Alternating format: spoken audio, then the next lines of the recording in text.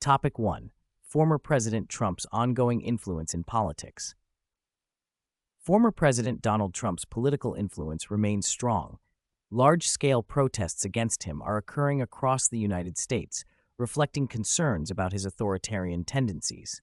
These protests, dubbed No Kings, are seen by opponents of Trump as patriotic actions, while Republicans criticize them as gatherings that hate America.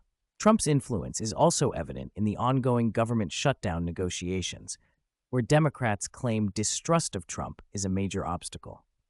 As the shutdown prolongs, concerns about economic damage grow, with many Americans blaming Trump and the Republicans for the situation. Additionally, Trump commuted the sentence of former Republican Congressman George Santos, who was sentenced to 87 months for fraud and identity theft. Trump argued that Santos was treated unfairly, highlighting his loyalty to the Republican Party. This action further illustrates Trump's political influence and deepens the divide between his supporters and opponents. Topic 2. Boeing receives approval to increase 737 MAX production.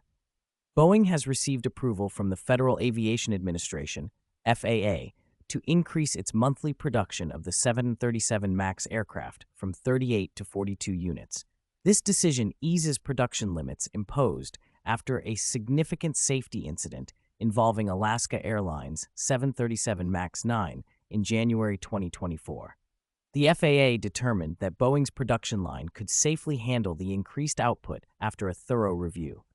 Boeing stated that this production increase is crucial for restoring the company's financial stability and addressing safety and quality issues. The company has already prepared for this increase and stockpiled significant amounts of raw materials to resolve supply chain issues.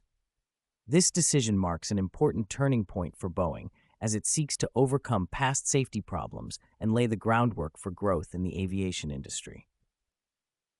Topic 3. Concerns over the collapse of U.S. firms linked to private credit. The collapse of two American firms, First Brands and Tricolor, highlights the impact of private credit on the global economy. These failures are increasing losses at traditional banks and raising concerns about the health of regional banks in the U.S., alongside worries about weak lending standards in the shadow banking sector.